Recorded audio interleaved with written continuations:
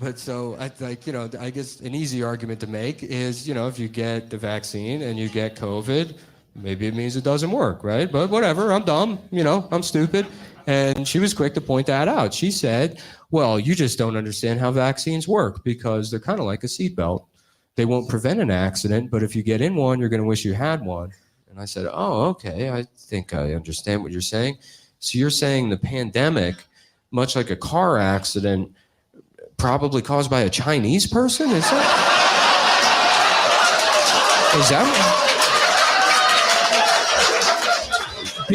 because that sounds racist, ma'am.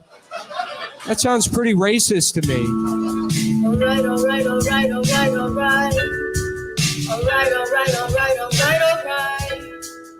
never listen. I'm gonna listen. I wanna listen to the tom tom. Hey, we're here. We thought we wouldn't be, but we are. It's not Business Tuesday. It'll be Business Wednesday. That's right. Yeah. Now here means that I am high atop my garage here on Tuesday, December 5th, a day that will live. It's just a day. It's Tuesday. It's show 80. And if you are joining us on audio, you don't know this, so I'll let you know. It's a video program today. We are doing some vid. We are broadcasting from different locations because, well, Jake, I think there's something going around. So a little something going around. Yeah. You told me yesterday your doctor informed you that that was the case. I think they always say that, but yes, that was expressed to me yesterday. But yeah, I told you guys a couple weeks ago about my couch sleeping experience and my fun with the foaming scrub thing, which was broken back out this morning. Gross. Yeah. So you're puking now. Yeah, I woke up at about 2:00 this morning, and I probably could have made the 95th percentile of the 10-yard shuttle in my my efforts to get to the toilet for a vommy. Damn, dude. Yeah, it was tough. And the weird thing is so maybe 10 days ago, both kids and my wife had a stomach bug. And then they passed it. Then my mother-in-law got it. Then her husband, my father-in-law, got it. And then yesterday we went to the doctor before the show, and my son has a double ear infection. And my daughter has bronchitis. Does that mean an ear infection in both ears? Well, what else would it mean? I don't know, like get a double shot, No, I don't. Like it's doubly big in the left ear. Okay, sorry. Yeah, no. I mean, it's a fair question, I guess. No, it's not. But then And what'd you say? Okay, double ear and daughter what? Bronchitis. That sounds bad. So we had to keep both of them. Well, I mean, he doesn't go to school yet. We are desperately trying to find a place that will take him in January. Because we need that. You're just throwing that out there. I mean, I guess so, Blake. Yeah. No, yeah. We have some leads. Well, you come over here for about 3 hours a day. You just leave them out in the car. Yeah. Yeah. Right? We have cameras. Sure. Give him a couple slices of pizza or a couple pieces of cod and broccoli and rice. Let him rock. But yeah, I just woke up this morning. I was like, dude, this is not good. Man. Not good at all. And I think in our past life, I probably wouldn't have said anything. But it just feels like, yeah, pre-pandy, and also working for a company where it not specifically to that company. It's not like a critique on them at all. Just we would never critique. You wouldn't. No. But I just mean you just wouldn't tell your employer that you were sick unless you were super, super sick, even at the risk of your friends and coworkers, Right. But now we have a little bit more flexibility. You're old as fuck. Yeah. Because if you give me the sick, that might be it. I know. That's what I'm saying. So now, and I've given you COVID twice. So now I'm like, okay, I actually feel like a bad friend if I feel symptoms of a sickness and I don't tell Dan. So I texted Dan at like 6:50, 7 o'clock this morning and was just like, yo, hit me up because it ain't great. And I'm I awake definitely at that feel time, but I don't get out of bed till like 7:30. I just lay in my bed, look at my phone for an hour. Yeah, So, and I know like, that if I'm you gonna really need me, just tell me, and I definitely will. But you're like, hit me up when you're ready, and I'm like, oh, okay. Yeah, and I definitely know that I'm gonna come after 40 minutes of doom scrolling. So I knew that I was in good enough shape to do the show. I just didn't want you guys to have to go sit in a close quarter situation with me for 3.5 hours. And I don't know. Feels like we have I'm very less appreciative of that. we have less money, but a little bit more leeway on stuff like this now. So that was kind of my logic. You've given Dan so much grief about him being on his phone in his bed that I now keep my phone charger like in the kitchen. Because you made me hyper aware of like, damn, the last thing I do when I go to bed is check my phone. And the first thing I do when I wake up is check my phone. Yeah. And it's I'm probably not perfect. Not good for I'm you. not perfect about it, but there's a guy that I follow. And it feels like this is almost like what Twitter is morphed into outside of like just hot chicks. But he posted something yesterday that was like the 10-3-2-1 method. And it was something like no caffeine 10 hours before bed, no food 3 hours before bed, no water. It was either no water 2 hours before bed or 1 hour before bed. And the other one was no screen. Even Interesting. computer? Is that a screen? Computer? Yeah. TV? I believe so. Yeah. Is the water just so you don't wake up to go pee in the middle of the night? Yeah. I like that. Except for the one, I think I do it. Yeah, I just can't remember if the pee or the coffee screen was the one. Noon. Yeah. Eating earlier for sure. Last I eat is 7 o'clock at the latest, probably. But closer to 4:45. Look, it's fun. It's not fun. When you have a kid, you realize that going to a restaurant really early, like being there at 5, is great because there's nobody else there except really old people. And so when you have a kid, that's your life changes and you want to just take care of it without having to wait in line and all that kind of stuff. And then it turns out that that's kind of great. It's great. A great time because no one else is there. Even when then your kids grow up a little bit, you're like, wait, why do I have to just be, I'm the outlier. There's extreme olds and there's people with young babies.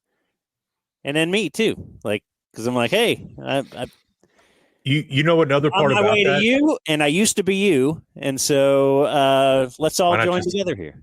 You know another part about that I think the support staff at restaurants appreciate is they're a lot less upset about having to clean up after a child at like 5:30 than they are during rush. Like, and I know how you are. You try to keep your kids' area clean. You wouldn't leave it with just crackers all over the place. And I don't. Yeah, like I'll pick up the floor, and they always come over, and they're like, "Don't worry about it," But that's probably because it's 5:50. If it were 8 o'clock and they were trying to like turn a table over to sell 6 more margaritas, they might be like a little bit more upset about that. So, not as many people are judging you because your kids are staring at iPads. Yeah, exactly. Yeah, but the few that are. Do you do iPad at the restaurant or phone? Because if you get in the iPad habit, you're going to have to get your other kid an iPad too. Yeah, so I guess both of us can weigh in here, Blake, but we typically take the tablet and we don't break it out until we're almost done. But I got to tell you, and I've told you guys this a couple different times. It's very strange to me. He doesn't watch cartoons. He doesn't want to watch iPad. He doesn't want to watch, like if I try to throw Oh, him. I thought, okay, so anything. I was thinking he just likes documentaries or. Yeah, he was actually giving me his review of Oppenheimer. Yeah, okay. This morning. No, he just That's doesn't great. watch. He's not. He just no interest, dude. So do restaurants still have? They give you a couple of crayons and a kids menu, and because that's always fun. Yeah. Sure, some do, and that'll buy you a little bit of time. Best crayon you've ever gotten in your life that barely writes. breaks the second they pick it up. Yeah, but No, we're not to that point yet. I'm really trying to fight it. I mean, I know when we go in there to eat, What, any electronics? Yeah, and trying of to course, fight? yeah, and that changes when grandparents are around because you can't put limits on grandparents. It's but the yeah. opposite for us. You don't let them go hog wild at grandparents' house? Well, they just don't want it when the grandparents are like good parents. Well, Yeah. So they're able to like keep their attention and keep them engaged without like needing. When your mom gets to a certain age, like my mom, you hand her the iPad. Go, here you go. mhm. Yeah, here's Rambo. Hey,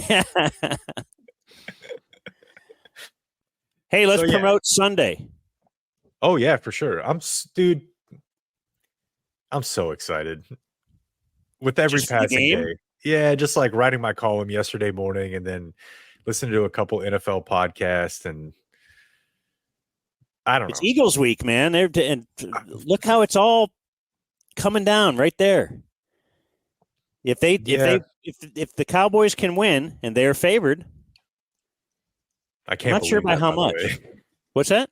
I can't believe that, by the way. I think I saw 3.5. The way San Francisco drilled Philly last week, Philly seems to be. They've been waiting for that. They've been teetering on the edge. The Cowboys are dominating everyone. Cowboys are at home. Yeah, the home winning streak is a huge part of it for sure when it comes to Vegas. What kind of spread we got? Like 4? That's my guess. I saw 3.5. Okay. So, which I'm means fired up, dude. the 3-point home advantage, it's basically a toss-up. Yeah. And the coolest thing about it is like it's probably not it's almost certain that they're going to play Philadelphia or San Francisco again. Unless Detroit bounces them. Or Yeah. whoever. Well, let's see. If the playoffs started today, I'm glad you asked. Here he goes, folks. We would have the Falcons. At Atlanta, of course. There's no way you lose to the Falcons. The Boy, Butthole would that- Stadium. Would McCarthy be on the plane back home if they lost to the Falcons? That's actually not a horrible question. Not a horrible question. You'd have Packers, Niners, Vikings, Lions, Cowboys, Falcons. Yeah, I was more just like stupidly assuming a first round win and just thinking about, the possibility of them taking on one of those two teams in the second round. And It feels pretty exhausting. quite probable, doesn't it? Yeah. You were also counting on the Cowboys to play the Buccaneers in round 1, which would be an easy W. That is what we're dreaming of, right? We got to see Baker. He's distracted. Well, then your quarterback's distracted. Oh, fair. Mine's focused because of it. Yes, Baker has announced That there's he going to made be a baby at a local chain restaurant. little baby news. Yeah. That's right. No, he did not make the baby there because that baby is a throat baby. In someone's throat. Yeah, so before we get too much into sports, I do have a couple things that I need to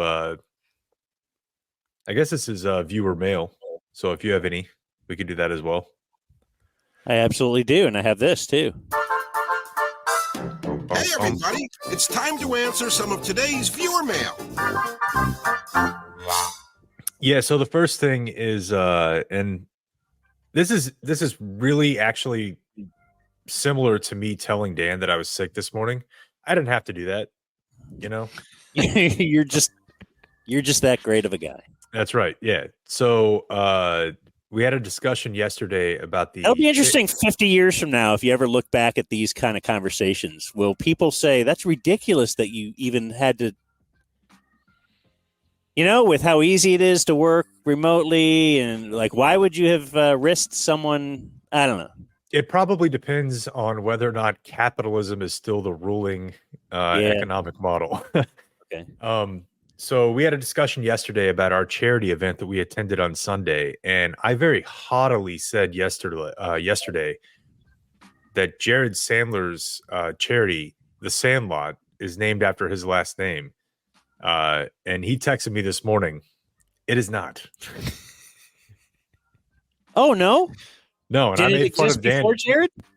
It didn't exist before Jared, but I'm not going to read like the exact text he sent me, but he was like, yeah, it's a charity, like the point of which is to provide opportunities to play sports and be engaged in athletics for kids with physical and intellectual disabilities, which is like, go out to the Sandlot and just play. Well, I would have thought there was at least a 5% chance that his name played into it. I thought so too. And then he also said that when he was at USC, I think he was a team manager for the baseball team. Uh-huh. And his first gig doing like maybe high A or rookie ball, like he called games for the White Sox affiliate that one of his best friends at USC was on. Like he was on the team, which if you remember the kind of the ending of the movie Sandlot, which it appears that neither one of you do. I do not. Well, one of the kids like ends up calling the Dodgers game for like his best friend who is now on the team. Like they played ball together growing up, and so it was just like a synergistic. So to him, that's why he did it. Yeah, I mean, His but name has to have crossed his mind. Like, yeah, but my name is also Sandler. I thought so, but he says no. Okay, So- well, I'm calling him a dirty liar. Well, yesterday you were like, I never thought of that. I hadn't, but once you said it, it made so much sense. I just always assumed it for several years now. I just always assumed that. The other thing, the dirt, not fake. They just don't groom it, apparently, like out of season. So when I reached down and like touched it, it just didn't feel like real dirt to me. And I guess a part of that too is like I've never been on like a big league like diamond before. Really? Never at the old ballpark? No. So I had no idea what that dirt felt like. However, I did look up the idea of like, are there ballparks with fake dirt? There are a number of colleges that are now going with like brown turf and white turf for the chalk and gaining some sort of perceived competitive advantage because they can practice more year round, I guess. But those are the two dumb things I said about what happened to us on Sunday. Yeah, I don't want to say this, but I played at those kind of fields where the only dirt is the pitching mound. And what's really weird is like the warning track is still the same color, like that's supposed to help you. And yeah, I mean, I remember playing foul territory. Yeah, I remember playing in the rain. And the other thing too is, I mean, no bad hops. I mean, everything is true. So I enjoyed playing on those fields. The warning track thing isn't about color; it's about the feel when you're. That's what I'm saying. Why would you even change the color? It's really your just head is part up. of the aesthetic. You're looking. Yeah, and that gives you a warning you're about to hit the wall. You know, when I took baseball coaching, because I minored in sports sciences in college, so majored in communication, minor in sports sciences and Spanish. Because I fancied myself. I wasn't sure. First of all, I just had to be involved in baseball. That was my whole goal in life. I wanted to either be a play-by-play guy, which Jared has turned around, or I thought I'd be a coach, a wily old manager in the dugout. So, I had to take I took basketball coaching with the and the coach of your college would teach those classes. What a I don't know if being it's for like that them. everywhere, but something Carbone was the coach of the Ohio University baseball team, and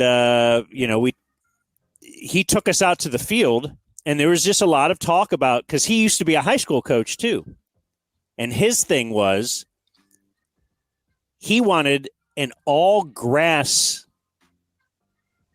I'm trying to think if the whole infield was grass or if it was just the baselines. He said the amount of time you spend grooming and trying to keep the baselines nice is such a waste of time. You should just make it grass. And so, yeah, our field looked really weird because it was just grass on the baselines. Like maybe it was the just the round circle of dirt in the batter's box, the round circle of dirt at the pitcher's mound, and then, the infield had dirt as well. But it was just the the lip of the infield, all that was very hard to keep not dangerous and all that kind of stuff. And he's like, you should have an all grass infield. It probably ultimately is more expensive. Yeah, like to try to maintain it. Yeah, the maintenance of it. Yeah, Joe Carbone.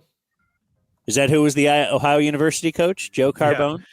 Yeah. And that was just the guy that was tired of pushing that thing to chalk the lines. That's all that is. Carbone hit 367 in 1969 for Ohio University, playing center field. In 1970, he played second base next to shortstop. Mike Schmidt.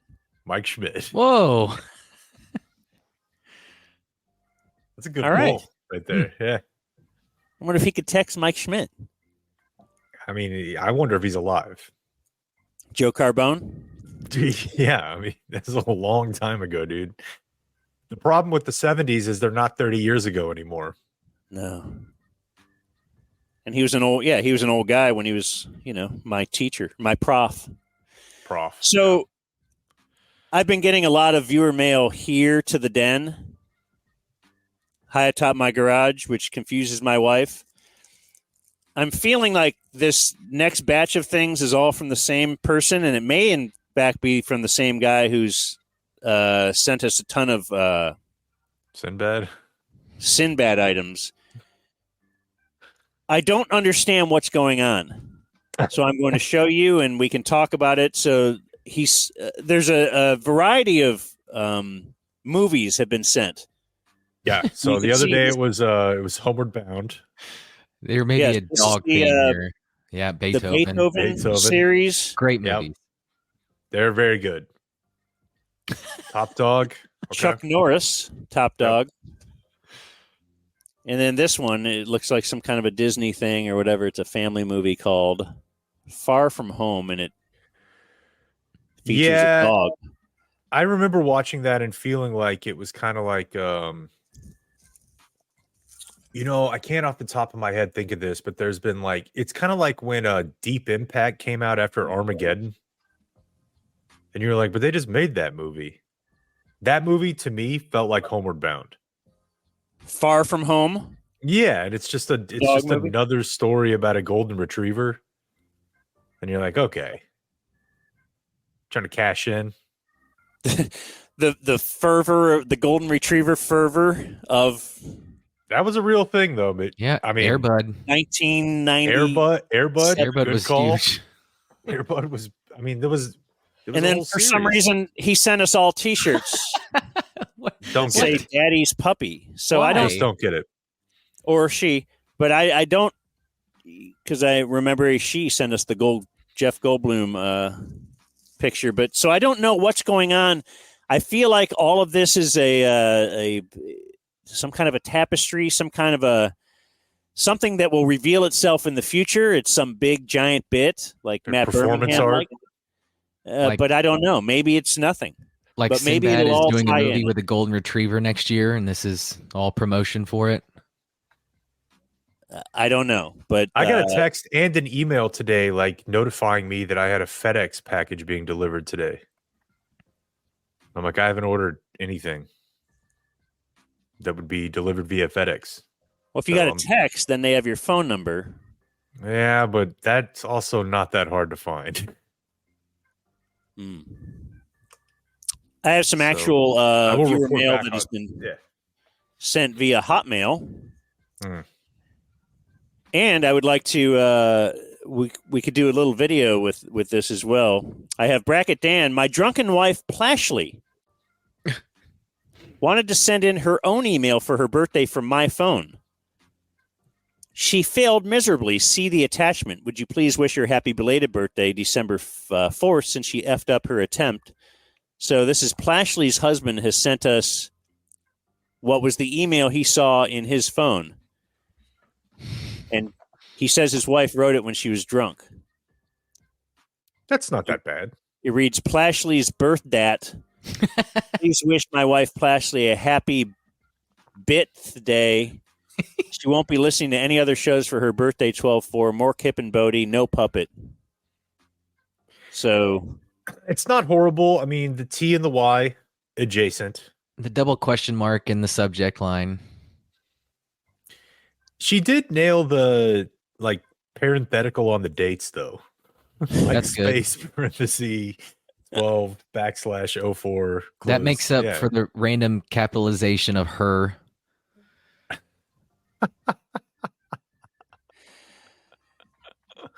It's not horrible though. Subject line. Happy birthday. Happy birthday. Yes. Uncle Hotmail. I'm surprised. It has surprised my ears that I haven't heard you or the rest of the Dragon Denners mention Carissa Thompson is a searchable name with several solo video results on X videos, etc. The old ball and chain is out of town, so I'll be giving these movies a rewatch over the weekend. Don't call them movies. From GF Douglas Waterbottom. And you know what? Actually, Blake did inform me of that off the air the other day, and I meant to bring that up to you, Jake. Did you know about this, Kempspin? No. Yeah, she's got some. That is a naked videos up there. Week 1 of every NFL season text in the group chat. Hey, remember when she did this? Okay. And now she's telling you about a score in Carolina.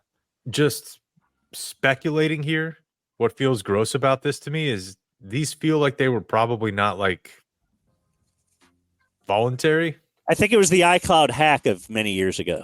I'm not, dude. I'm not. I mean, I'm a dirtbag. That ain't my game. You don't do iCloud hack videos? I want you to be into it, or at least pretend. Oh, she was into it. Okay. Jesus. So Blake is clearly a fan. I mean, it was research for the show. Hello, Daniel. I live in Austin. On December 1st, the local bus system had one seat on each bus blocked off with the following sign. Let me show you guys the sign. It says, today, this seat is reserved to honor Rosa Parks. Apparently, this day in history, that was the day that Rosa Parks was arrested. They put it in the back? He says, I think this is a bad bit, but I'm interested in what you and my fellow zoners think. Zoners is a better term than dumb Fs as a term for the listening audience. Feel free to use it, from Michael Marks. Oh, thank you for the licensing. Little commentary there. Yeah. Yeah, it's not a great bit. I mean, it feels like pandering. But I do actually wonder where they put it. What do you mean? Just from a historical accuracy standpoint, if they actually... It should be in the front because she sat in the front. Right. But if the point was we were going to force you to go to the back, I don't know. It's pandering. I'm glad they put the QR code on there. There is a QR code. That's the sort of thing that, even though I haven't seen Parks and Rec, I imagine this is a plot line. Or Community or whatever, somebody came into the meeting with a grand idea and nobody else in there was no. I got a bunch of Dak emails. Dan, my sister and her husband just uploaded this, a nice little tribute song for Dak and his cadence. Let's see. Here we go. Dak Prescott, some say he's mediocre. From Tyler, who says, Hotmail, like the South, will rise again. Jeez. You know what we'll do, Tyler? We'll put that at the end of the show. What do you guys think of that? Yeah, here we go. Yeah. We'll put that at the end of the show. I have this entitled Dak's Neighbor. Dan, I have an amazing ironic note for you following Friday's Dude Perfect and Dak topics that came up. Tyler from Dude Perfect is Dak's neighbor in Prosper. Yep, heard about it several times. I did know that. You heard about it Halloween. from Dude Perfect? Oh, Yeah, it they was had 'em on. referenced a couple times. Yeah. Yeah. I'm sure they maybe hang out to grab some sushi or other antics on the field on off days. Hopefully this news doesn't cause the Vegas line to move too much on the Dak MVP and or any dumb zone Super Bowl bets. So sorry for the late notice. Hopefully the inferior Gmail message can make it onto your superior server from DF David. And I have Yo Uncle Hotmail, day one DF here in Grand Rapids, Michigan. Also Hotmail user since 94. He says, the simplicity and technology that Hotmail allows to attach and deliver. Is the whole email just about Hotmail? Here is a picture of Dak's house and the field that is behind it in Prosper. The Dak yard. Well, that's a funny term for somebody's backyard. The Dak yard. Dak's backyard. That's Did what you they call mean it. that? No, that's what they call it. They do? Yeah, is Dak yard. The Dak. Yeah, yes. So is that You there Tyler's see house next to it? clearly a turf field, artificial turf field, and it is numbered, and it looks to be about 50 yards, and in the end zone it says faith. Like there's a big painted faith on there. That's from JJ in Michigan. We have a lot of out-of-town people that subscribe. You know what? I got one from Michigan as well, from Detroit. And we may need to do like a full follow-up on this, like a longer viewer mail, maybe on Thursday, because I don't think we're going to have an episode tomorrow, but I got a lot of Symphony follow-up.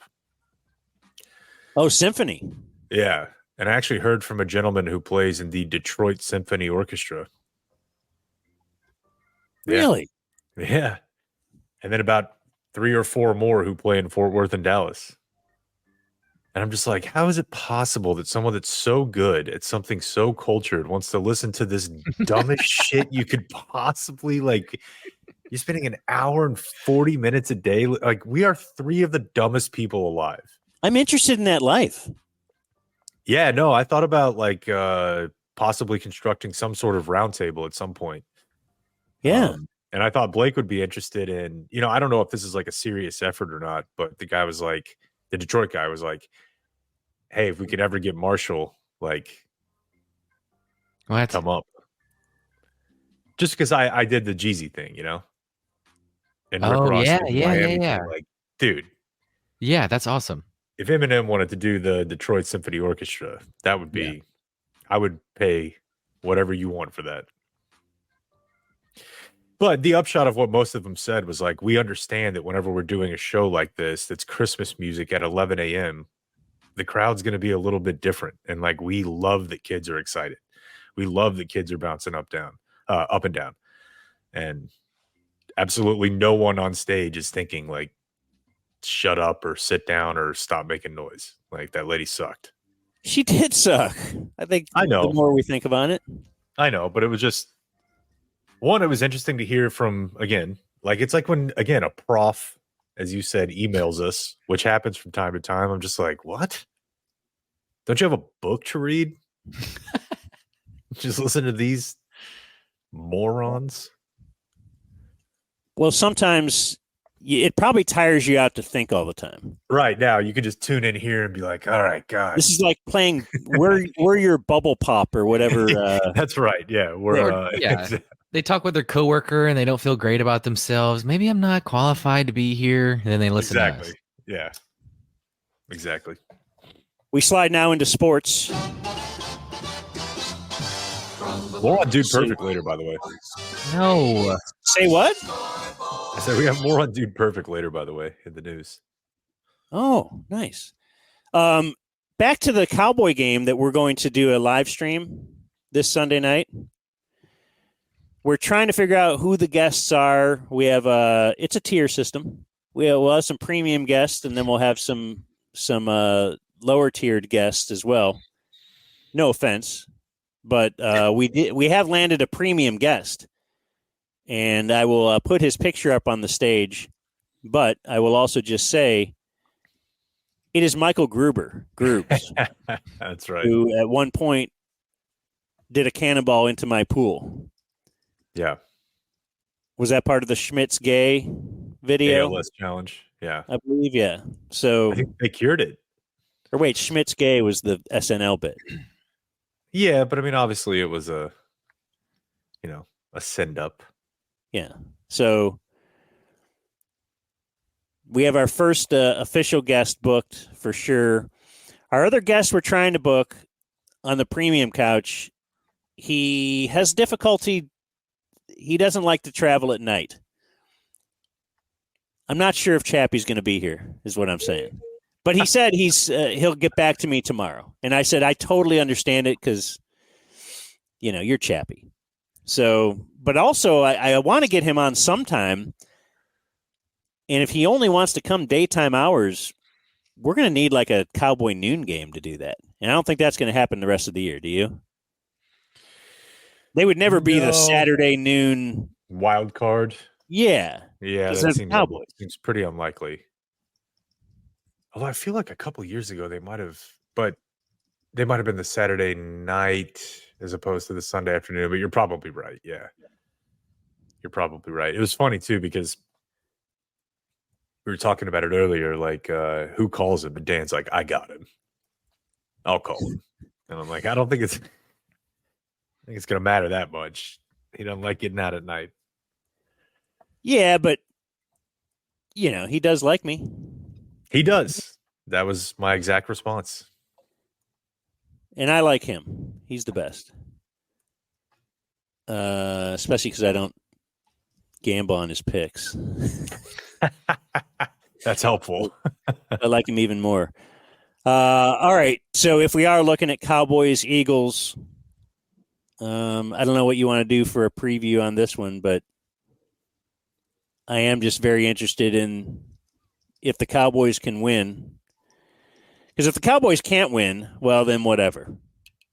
You just settle into whatever playoff spot you settle into. But if they can win, that would be just enormous. Although I am at least old enough to have experienced a couple of times in the past, 10, 15 years, is it? That the Cowboys have gotten the number one seed in the NFC East and they still get bounced in the playoffs? Yeah. Not NFC East, the number one seed in the NFC. Yeah, at least a couple times. So it doesn't guarantee anything, but it would be a lot better than having to travel to Philadelphia or to have to travel to San Francisco. 2016, Dak and Zeke rookie year, were they the one seed? And then there was a Romo year as well. I think the first year of Wade, right? Yeah, 13-3 maybe. Yeah. Dak's year was 13-2, and then they didn't play in week 17 because they had already locked it up. I think that sounds right. But the problem is, whether you want to talk about common opponent or you want to talk about conference record, it's almost like they obviously have to beat Philadelphia, but then they're going to have to beat Buffalo. They're going to have to beat Detroit. Buffalo, who does seem beatable, but the road you're on game, the road. Yeah. You're at Miami. Yeah. And you saw what a team with a couple of fast wide receivers could do to you last week. Yeah. I don't know how good you would feel about facing Mike McDaniel in Miami. And the rest of the Philly schedule past Dallas is a cakewalk, because they're going to beat Arizona. They got the Giants twice. They have the Giants twice, and they have Seattle.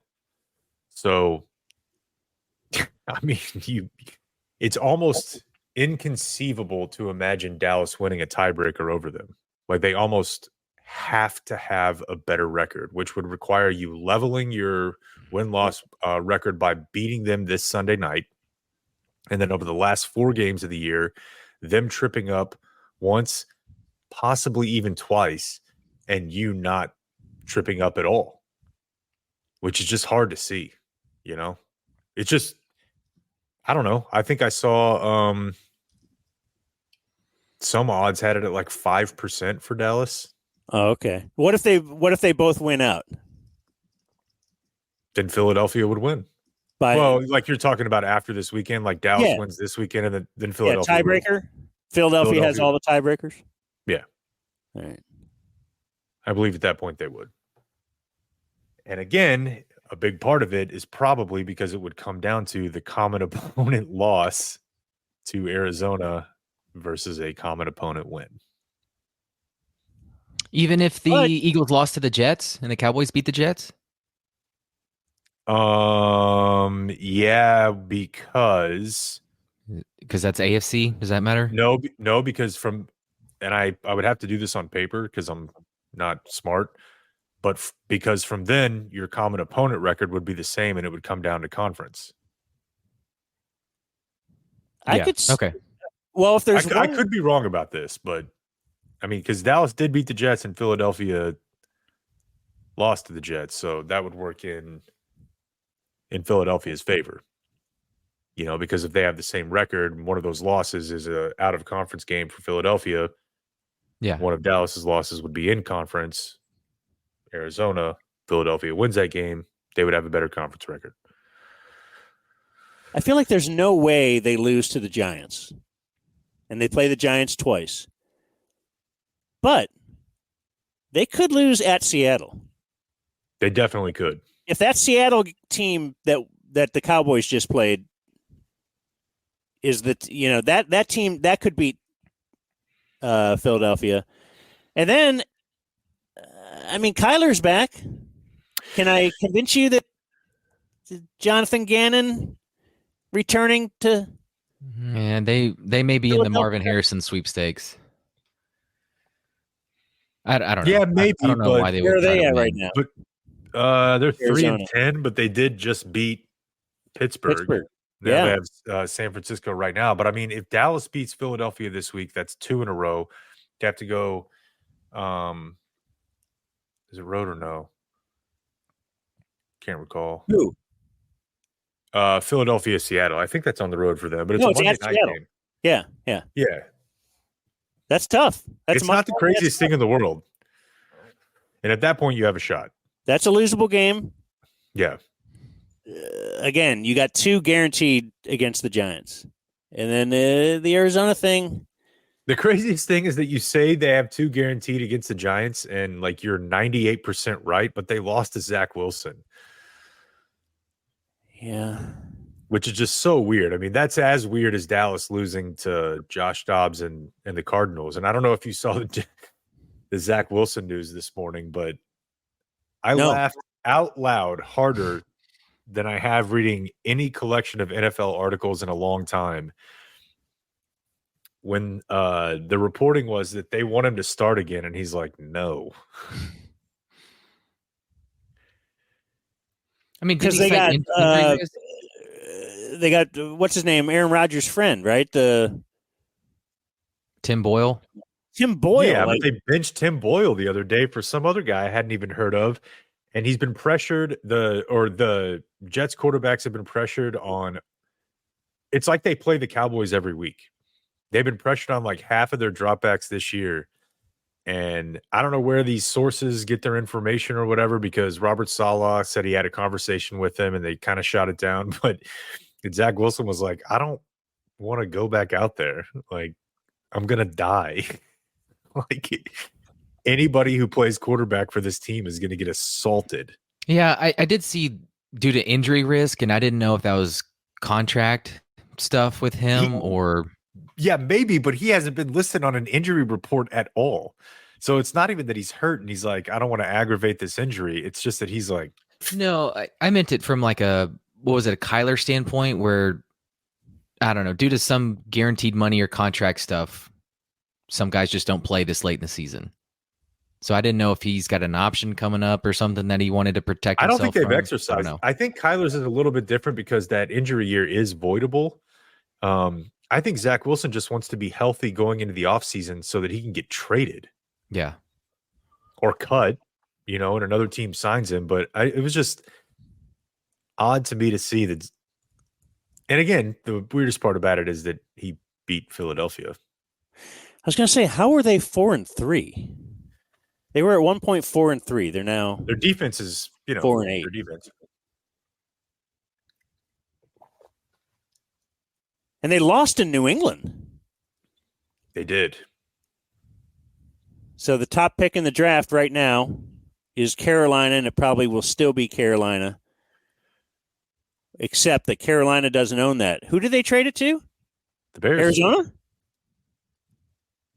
Chicago. Oh, Chicago. That's right. Damn, Carolina's such a mess. And then New England, and then Arizona. Yeah. Are we thinking it's 2 quarterbacks and then the wide receiver? Probably. It's just a weird situation with the Bears, Well, it's fascinating. Yeah, that's right. This is was it the Bears that you were advocating draft another quarterback even when they had Justin Fields like last year? Yeah, I've just always wanted to see a team try that, So they'll have that shot again. Okay, but they didn't do it last year because they traded the pick. Yeah. Right. Yeah. But, it's something similar to, although Josh Rosen was not a 1-1, I thought they should have kept him when they drafted Kyler and just kind of tried to figure it out. But instead, they gave up the farm for Kyler. And immediately we're like, we're just done with Josh Rosen. But it really makes a lot of sense. The importance that quarterback is. Why wouldn't you just go ahead and do that a couple years in a row? The reason would be, at least this is the reason that NFL people get. And I'm sorry, I feel like there's a random phone ringing in this house. My wife is a 2-phoner. Oh. She has a work second family. Or a OnlyFans phone and an OnlyFans phone. That's right. Yeah. The reason NFL people give is that practice reps are at a premium, and that it's really hard to get like a full evaluation on 2 potential QB1s if the way that the NFLPA works, they only have X amount of time to practice during the week. And then you only have so many snaps in a preseason game. And then once a guy's a backup, like is his upward trajectory the same as if he was a QB1? Like all that sort of stuff. But the human element type thing, I don't know if I buy it, but that's what people always say, is that these are not numbers and robots. Yeah, but I think if Chicago had followed your logic and they take Stroud, I mean, I think the eyeball test says CJ Stroud has got it and Justin Fields doesn't.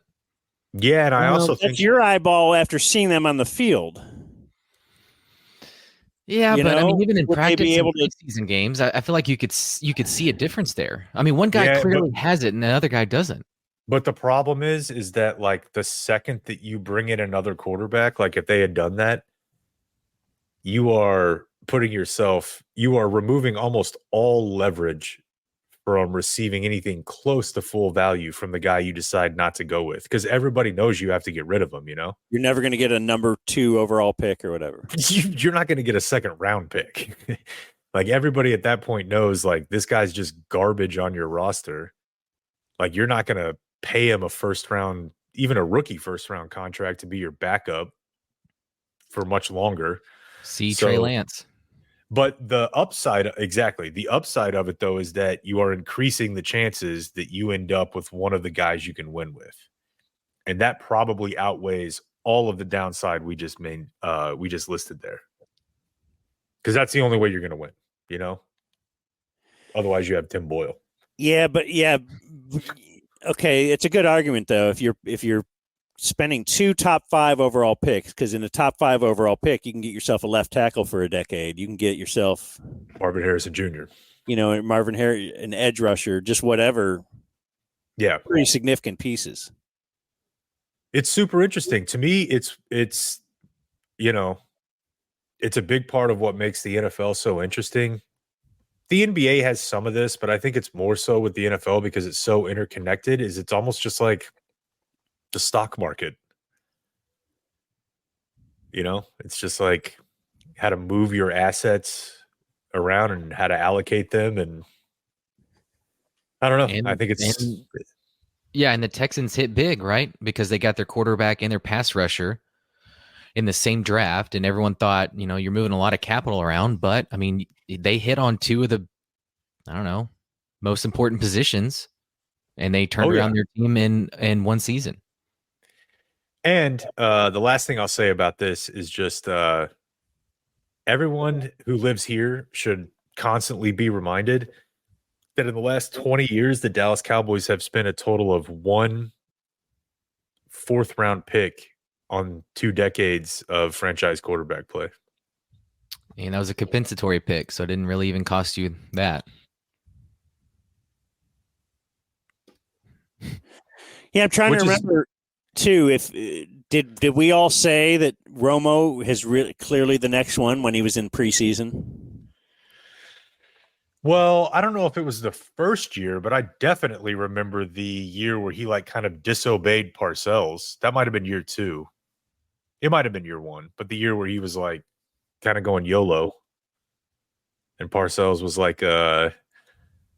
can't remember what comedian I heard do this joke recently, but the police lieutenant who's like, I don't like your methods, but I like the results. Very Claudette, I remember that year that Romo replaced Drew Bledsoe in training camp. Peter King was writing that's a very real possibility. That's crazy. And I remember us dismissing that. Of course. Right, because Drew Bledsoe was very well established, 40,000 yards passing. Clearly you're not bringing in this guy. He's a Parcells guy. To bench him. He's from the Parcells tree. So you're not benching him for a non-drafted quarterback. Some just goofball. Who would have been cut had Quincy Carter not been cut. Yeah. That was always the thing. Quincy Carter was caught with pot, and they cut him. And that year they had, was it Drew Henson? Yeah. Jerry had just spent capital trading for Drew Henson. So, that's a fascinating story. You wonder if Romo catches on anywhere. And I've always credited Parcells, 1,000,000% just for recognizing what he's a talent evaluator who could see that in practice. And he's Parcells. Would Wade Phillips have had the balls or the ability under Jerry to say, I'm going to bench Drew Bledsoe and start Tony Romo? Probably not. Bill Parcells can do that. However, I remember. I don't know that Mike McCarthy could do that. Yeah, it's probably too late in the game for anybody to have that sort of juice right now. But if you remember the one thing, I don't know if he would have caught on in the sense that he would have been able to start, especially over a player like Drew Bledsoe. But if you remember, he chose the Cowboys over the Broncos. Romo? Yeah. I thought that was like a Sean Payton reason. It was. But I'm saying there was at least another team that wanted him really, really badly. Not badly enough to draft him. But that's the thing is that your agent starts calling people and says don't draft us. That's always been a thing. In the 6th, 7th round, their agents start calling teams and they're like, don't draft us. We don't want to come there. Now they don't, they still can, but you know, You'd That's rather the- pick your location, yeah, and the money's not that different. evaluate the rosters, and And that's exactly what Romo did. Like, I think he looked at Quincy and he looked at Sean Payton and was like, I know this guy. And I don't think Quincy's necessarily entrenched as a backup or as a guy on the roster at this time. And yeah, it's a crazy story.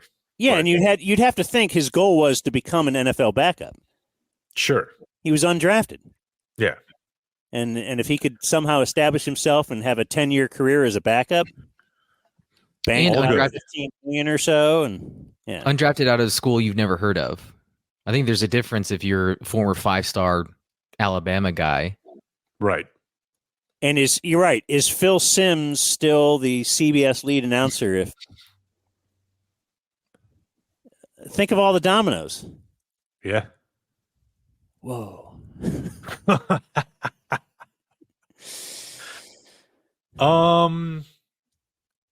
I just wanted to play one Cowboy piece of audio, Blake. Actually, well, maybe there's two. Let's play one of them on Thursday, maybe. Play the Dolly Parton thing that I put in there. The new Micah podcast is not up yet, but I thought you guys would think this was funny as he's talking about the Thanksgiving game and the halftime shows. People want to talk about halftime shows. I was not able to watch any halftime shows, sadly. But Dolly Parton and Jack Harlow, I was not able to watch any of those halftime show. But I heard a lot of comments about it, and my mother always told me if there's not nothing to say, not something nice to say, don't say it at all. So that's just kind of how I feel about it. Yeah, I cut it off there, but yeah, I just thought it was funny that What do you mean Jerry- by that? Like, he has nothing nice to say about Dolly Parton? the Jack Part- Harlow was sucked. Partman. Partman, yeah. Jerry called her Dolly Parton. Micah calls her Dolly Partman. My guess is that he probably had more of an opinion on Jack Harlow's, which was, as we discussed, not good. Does But Mikey still live with his mom? Yeah. does he? I felt like he told us he doesn't anymore. That he He bought a eventually house bought next her a door or place. something? Yeah, and I think that was what it was, like something down the street or next door or something like that. I guess we can play the C4 one if you want, Blake. What? So remind me, Jack Harlow was the Detroit game, Yeah. which was before. So he was probably watching that live before his game. That's why he had an opinion on it. Okay, yeah, that's right. Didn't we learn that? They watched Yeah, I mean, I can't remember what game it was, but on one of his podcasts, he was just weighing in on everything that happened in the first half of probably wasn't the Chiefs because it was a noon game. But yeah, he's just like, yeah. Play a few noon games. Chiefs play more noon games than you would think. They played Because noon I do last feel week. that's true, yeah. I do feel like it was a Chiefs game, and he was just like giving his opinion on Taylor Swift and Travis Kelce and stuff. And I'm like, you play in like 90 minutes. All right. What's he supposed to do, incident. I guess this. But basically, he, scooped that powder, right? And I was like, man, I see everybody doing it, and I do want to go off today, so let me just take this C4, right? So I took it, and I tried to swallow it. No water, no nothing, like just regular C4 powder. And I was like, oh man, like, sheesh. And I drank my water. I was like, man, that doing was strong, but I instantly I felt like zipped up, like, ooh, like cool.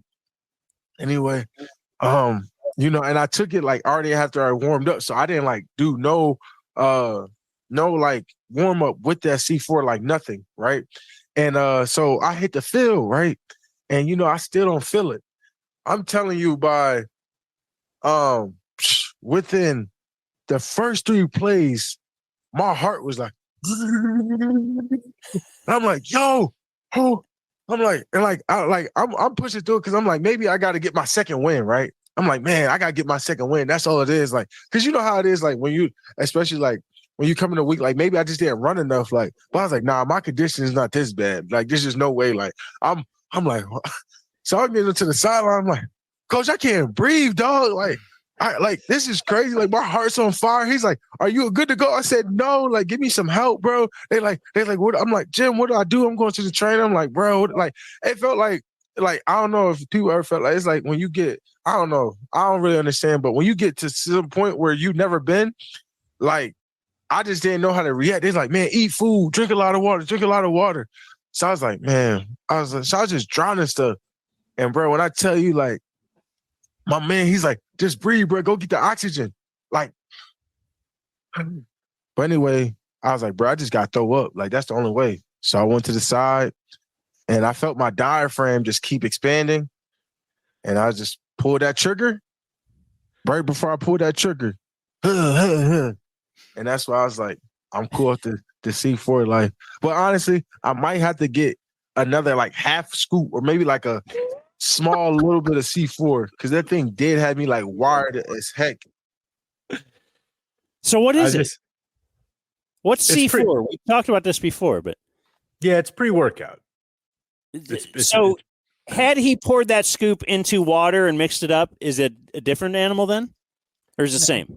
I think it might have probably changed the delivery method in a way that maybe it would have been a little bit more delayed and prolonged. But no, I mean, if you're not used to taking that, like a full scoop is probably going to jack you up a little bit. You definitely have to build up to a regular serving, like, and it tells you that, first time take a quarter for a couple times, then go half, then go 3/4. Oh, it does. Okay. 1. Yeah, you I want to still build up to it. I still only go half. Right. Yeah, full, man. It's intense. And some people will take 2, I mean, it's about the equivalent of like 3 black cups of coffee. But I mean, for me, yeah. It's the other stuff in it. It's not the caffeine. It's just like you're so hyper focused and you're like, your pores are opening and you can feel it and you're itchy and it's sweating. It's intense. You get like super like vascular. Yeah, you look great. You do look great. But I mean, it's one of those. There's definitely a learning curve where you take it at 4:30 in the afternoon and you realize I'm not going to bed tonight. That is again 10-3-2-1 method. Yeah, but I just think it's funny that he's like, man, I thought I was dying. If you take it 4 in the afternoon, you can't go to sleep that night. You're saying? No. It's messed up. It's it's bad. But again, like I said, I just thought the funniest part is that he's like, man, it was gonna kill me. Like, I can't ever do this again. Half scoop next time. Well, maybe, right. Maybe some. He's just the best, man. He's just such a goofball. He says stuff like sheesh. Yikes. Yeah, that was funny. Dog's like an old cartoon character. Man, C4 has got to find a way to get him to sponsor their stuff. Oh, and I was going to tell you guys this. We talked about this a little bit last week or the week before.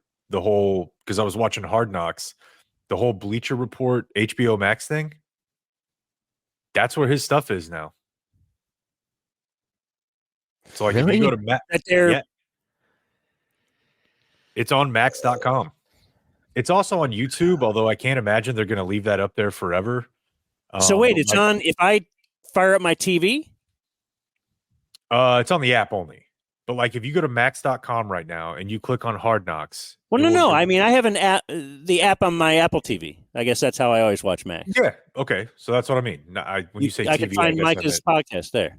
Yeah, and live NBA games. And when I was looking at it this morning, they have something that I'm probably going to check out tonight just to see what it looks like, called Betcast, for like 3 NBA games tonight. Like HBO wants in the sports game for $10 more a month. You're saying it's a profit deal. It might be. But yeah, I mean, you can fire up, when I was watching Hard Knocks this morning, you fire up Max.com and you scroll down to the bottom on the Bleacher Report thing, and there's The Edge with Micah Parsons. All right, you guys want a break? Sure. Do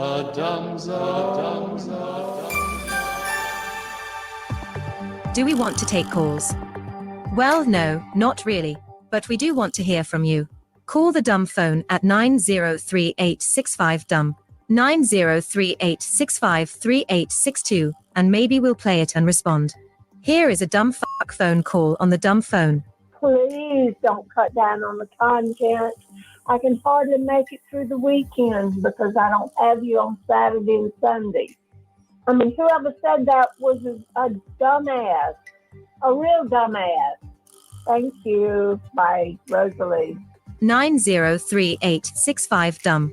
The dumb phone brought to you by Dragon Den Productions.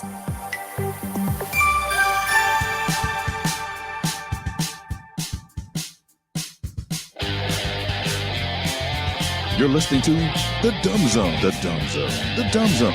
The Dumb Zone. The Dumb Zone. The Dumb Zone. The Dumb Zone. The Dumb Zone. The Dumb Zone. You see me and a bear in a fight, pour honey on me, so. Wasn't that about Philly?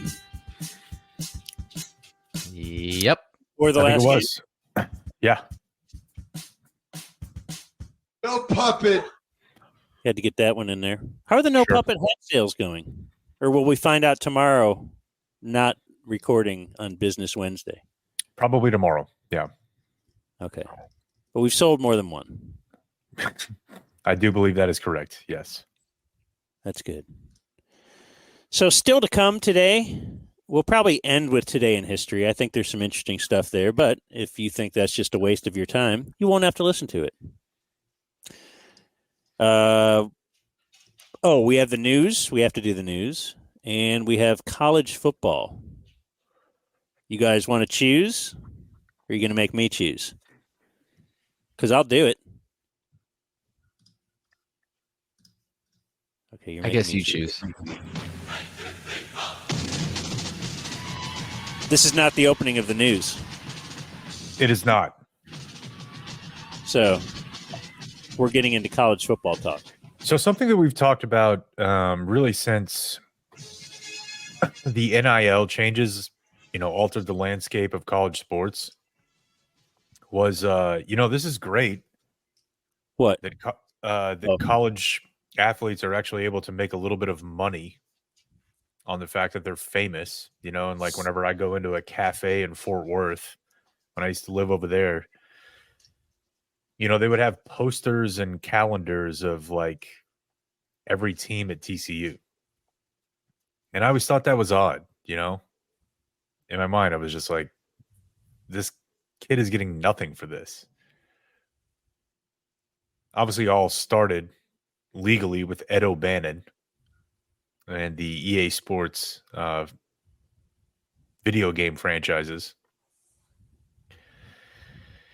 So when things changed, a couple years ago, it was like, oh, this is cool, but like, isn't this just kind of like an escape hatch for the university? Because now they don't have to pay them.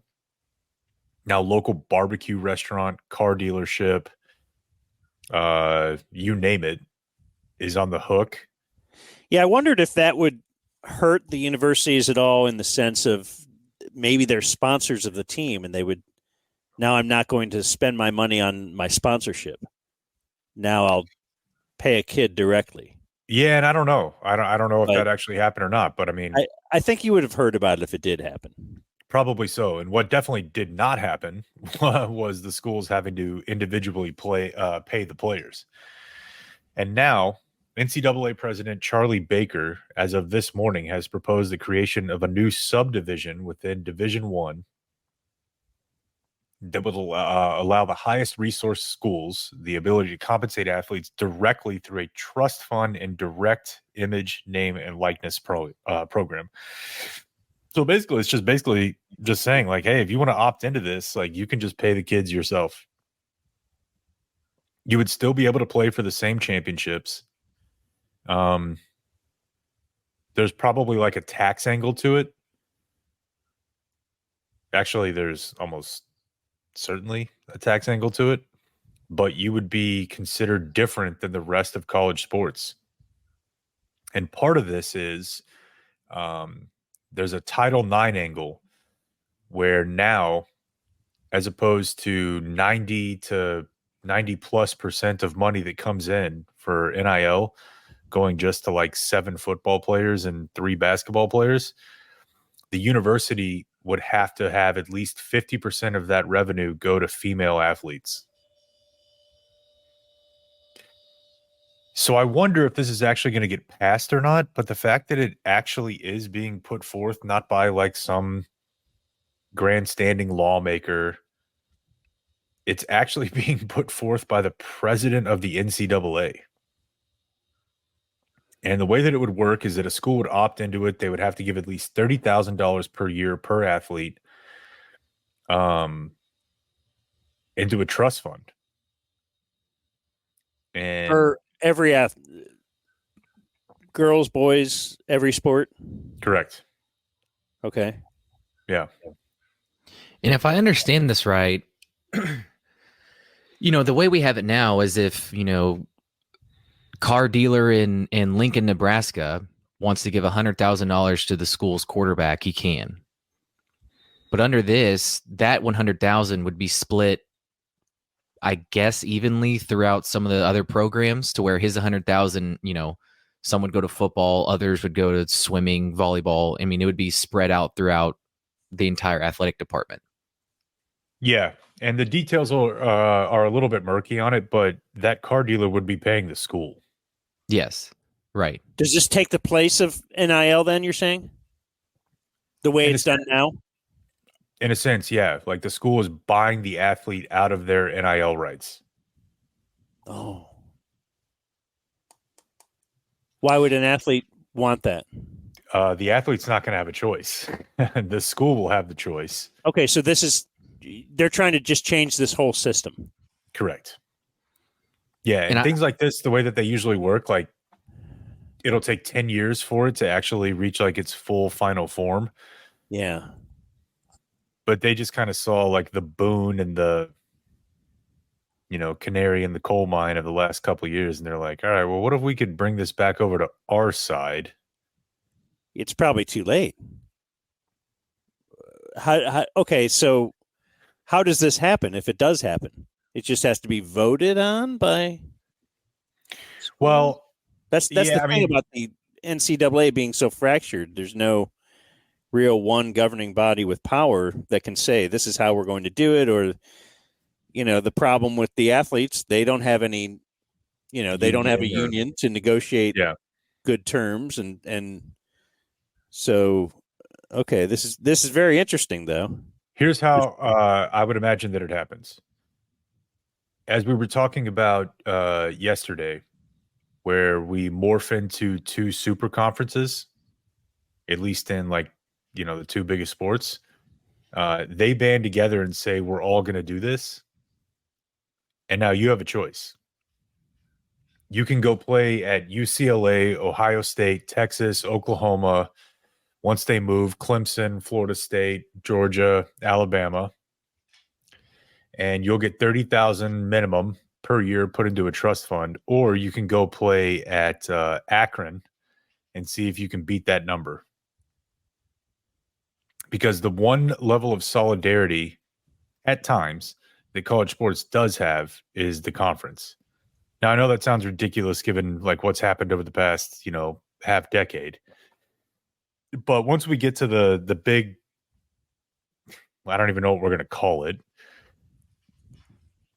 but the Big Ten and the SEC, where they have 16 teams each,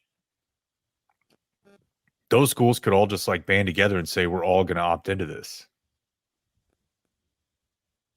And now if you want to go play at one of those schools, this is going to be your economic setup.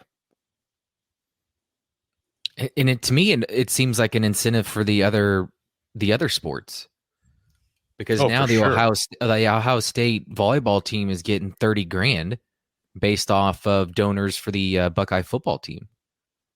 For sure. This seems to help the lower tier athlete. The female athlete also. Well, that too. I mean, yeah, but just other sports, not tier athlete. I meant it as other sports besides football. However, we say that, but 3 or 4 of the top 10 highest NIL earning athletes in college sports are women. Yeah, but those are one-offs, right? They are one-offs, but yeah, Caitlin no other Clark gymnast is and getting Angel what Reese and Lizzie Dunn is getting. yeah. Rizzy Okay, Dunn. so I'm trying to figure out why are they doing. She's too skinny for you, though. This is bad for the athlete, right? Overall, Probably. Yeah. or is it just bad for the high earning athletes? Like Arch Manning won't make $3 million.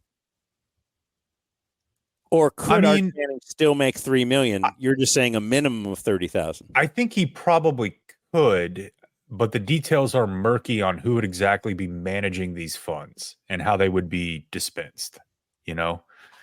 So that part of it is a little bit unknown because this broke this morning.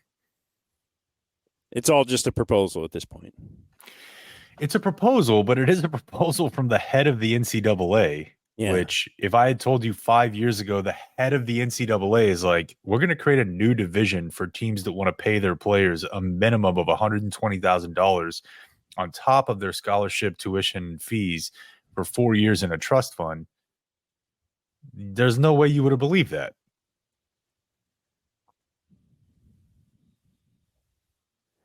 I'm just trying to think how this can play out. I mean, the way I see it is it's just putting the power back in the hands of the school, where the school in recruiting you is saying, you know, hey, we're a part of this thing. You're going to get $30K to start. And then, you know, once you begin playing for us, then the opportunities. I don't know. I just see it as like another, portal kind of where, like, let's say, you know, Texas has a huge Pepsi sponsorship. And we can funnel that and get you situated with them. And, you know, everything is going to go back through the school, which I don't know if they're going to try to combat the whole transfer portal thing. Maybe they link you with this money if you're here at this school. But I don't know. Well, and the whole NIL stuff only got approved because of the law. It isn't like one day the NCAA just said, you know what, you guys are right after all this time. Yeah, the literal Supreme Court. Yeah, so even this, is this just trying to, like, would this pass muster with, you know, are they being paid enough type? Because some of the people are very valuable to schools. Johnny Manziel was very, very valuable to A&M. Yeah, I mean, he built a stadium. Yeah. He was worth $100 million to A&M. Yeah. Yeah, I don't know, but it is. But they're probably saying he is 0.5% of that kind of athlete. The other 99 plus will benefit from this program. Yeah. I mean, the upshot of it is we have no idea how it's going to play out, you know? Yeah. But 5 years, 10 years from now, this is not going to look anything like what it does right now. Well, and even without this, it wouldn't look like that, right? Because they're playoff, realignment, all of it. Yeah, it's look what they took from us. I wonder how we're going to feel in 5 years about 12-team playoffs, if we're going to hate it. Well, you're probably going to be like, keep it at 12. Oh, yeah. You're saying they're going to be talking expansion then? I mean, maybe. I don't know. If the money's rolling in. Here's the play-in game to the tournament in late September. Right. Who knows? But at least we got our college football video game back. Is that definitely happening? Summer 2024. The lawsuit has been dropped. If we back up to Ed O'Bannon, who you mentioned, he sued the NCAA for using their name, image, and likeness, and they weren't getting anything from it. Yeah. And so the answer to their lawsuit was, okay, we'll stop using people's name and image. Correct. It took a long time, but basically, yeah, it was like a class. Not pay you guys. Yeah, it was like a class action lawsuit where like thousands of kids got like $80, and then they were like, "We'll just stop." Yeah, and then they did. That was my initial all thought.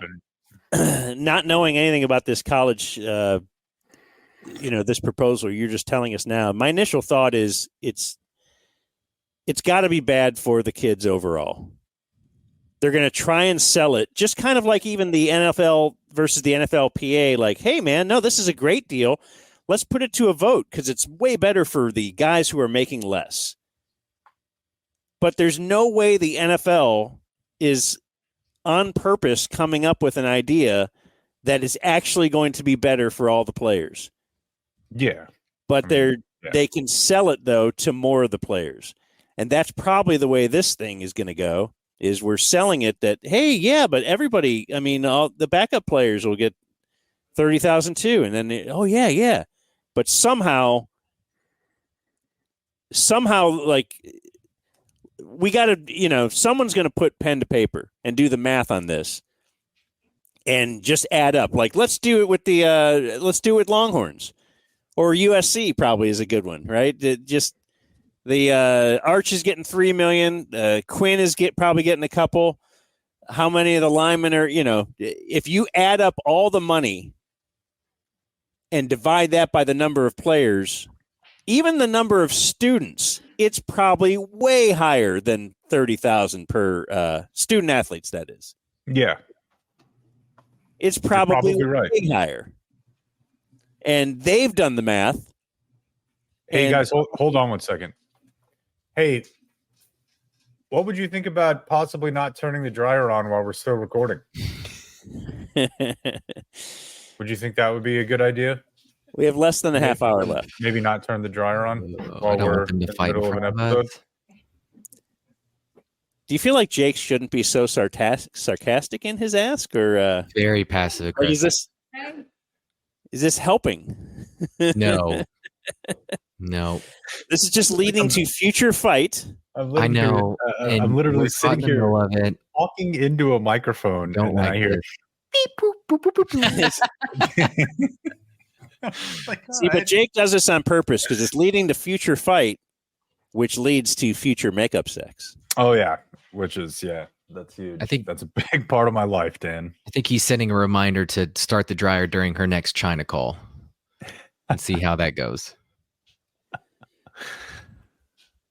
Well, she won't know because she'll be in her office. Oh, Jake doesn't have an office. That's right. Yet. That's right. How's the construction thoughts going? Are we going to do it? I think so. Yeah. It's going to be a few months, but. Do we need more subs to make sure it happens? It wouldn't hurt. It would not hurt at all. Dan.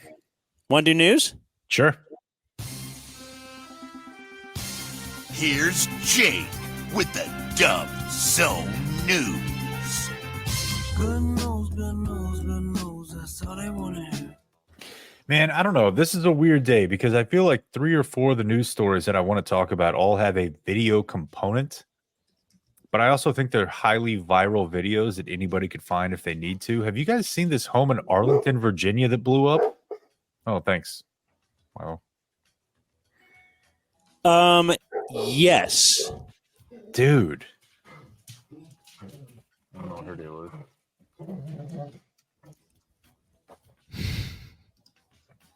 This is fun. This is just super fun. Did she decide to bring the dog in? And the dog can only be calmed by the sound of the dryer.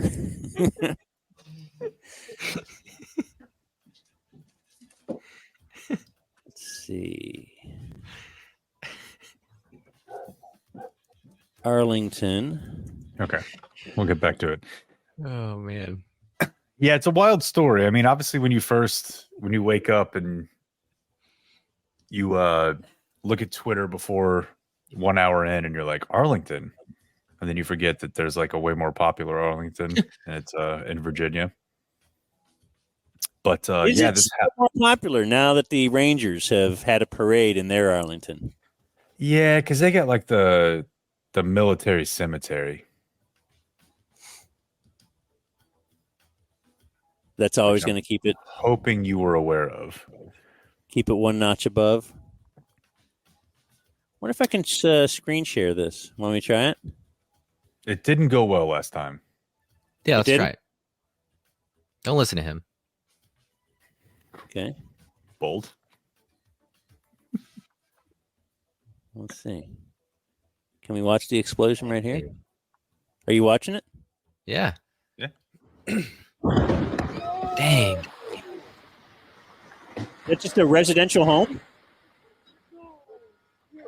Yeah. Hashtag boom. What's the point of that? Hey, I was just searching boom. I want to see some booms. Oh.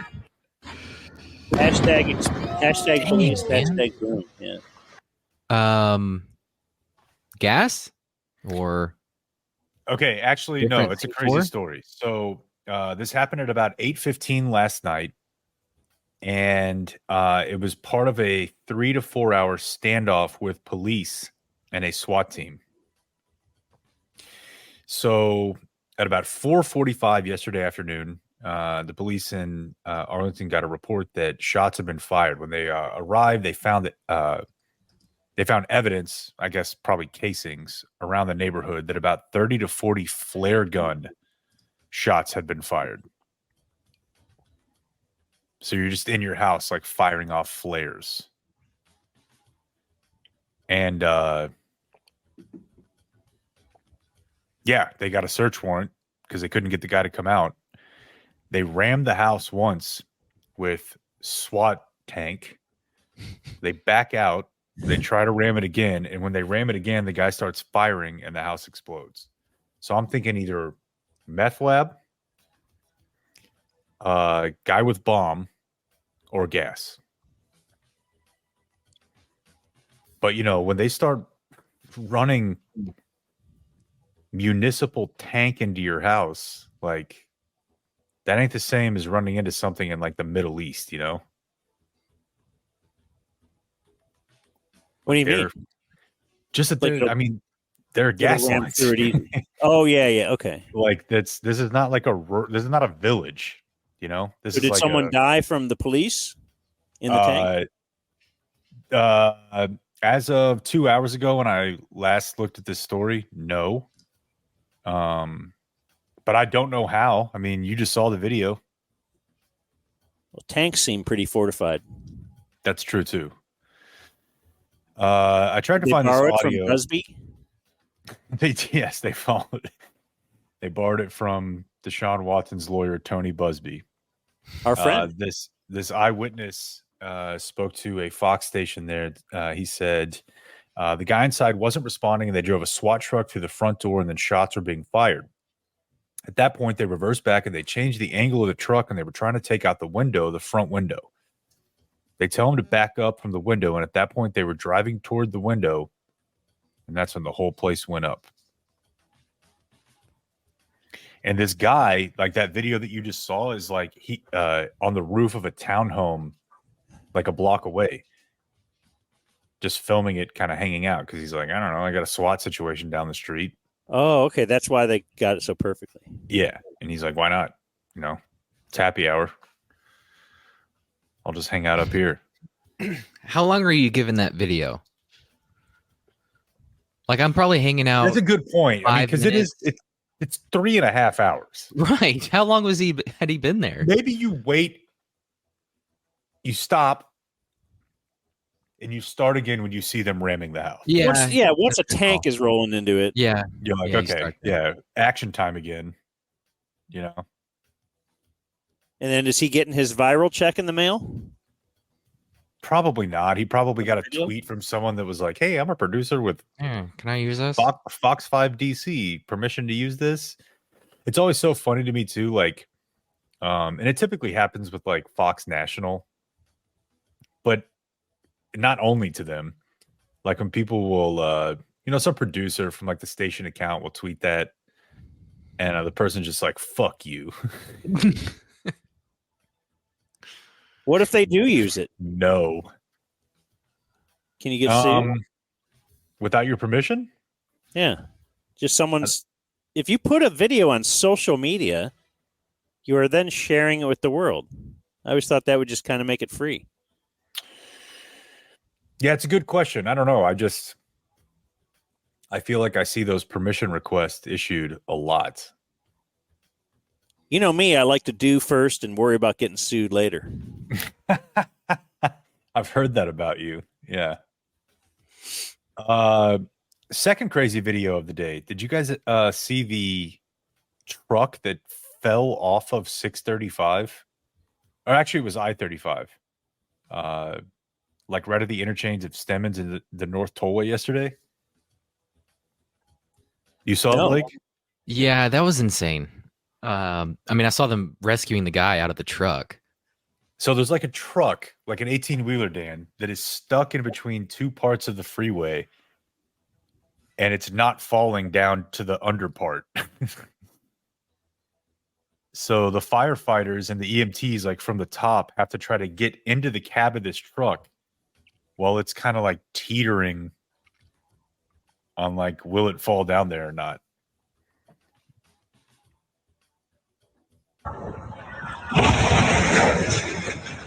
No, that's from a couple years ago. That's the ice video. That's the ice video from 3 years ago. Sorry. I-35 truck, and you're right. I should have looked at the date. Maybe hit latest. Oh. We're teaching him how to use Twitter here, folks. Well, I've only done this before. Yeah, I guess we can't. It's not on Twitter. It's not on Dallas, Texas TV. It definitely was on Dallas, Yeah, Texas TV. I would search Dallas, Texas TV. It's at like 35 in Victory, like right by where we worked. And it's like a Sherwin-Williams truck, and it's just hanging off the bridge. Like to where it potentially could have fallen on you when you were going under that. Oh, Mavs Jazz tonight? Okay. There it is.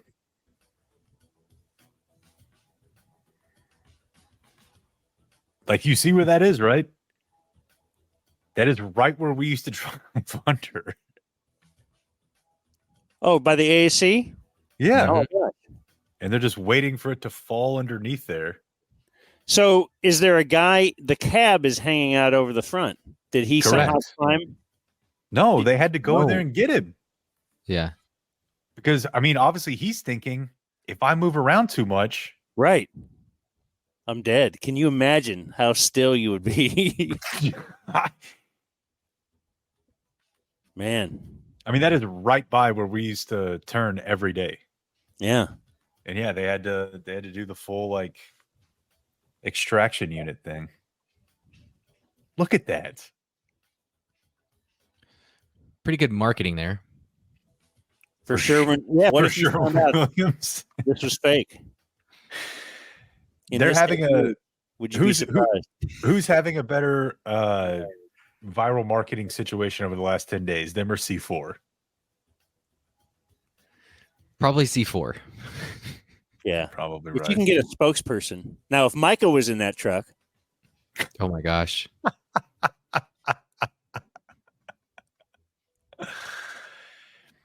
And then, yeah, I don't know. I feel like every news story I see right now is just bummery. But I sent you something. What did I send you? I'm trying to remember. Must not have been too early this morning. Oh, this. Yeah. It wasn't too early. Oh, okay. Yeah. Podcast news, right? Oh, no. I was going to go more with the dictionary news. Oh, what's that one? I feel like this is just like a complete send up to try to like, I don't know if they're selling dictionaries or selling subscriptions to their website, but it happens every year. The Oxford University Press names their word of the year. Oh yeah, it does happen every year. It does. And like, let's it'll be like lit. Yeah. It's always something like that. Yeah, it's like a list of them here. In 2006, it was podcast. All right. So we jumped on that. Mm-hmm. What, 17 years later? Here's a couple of other options. In 2016, it was dumpster fire. Oh, Trump related. Mm-hmm. In 2017, it was fake news. Okay. What year was cum dumpster? Okay. That's a dumpster. In 2020, it was COVID. Feels like a layup. 21 unprecedented. Insurrection. Ah. And this year, Blake, would you like to take a guess?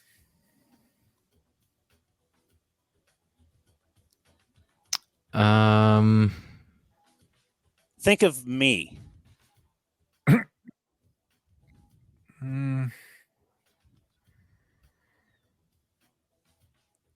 I don't know. Think of my game.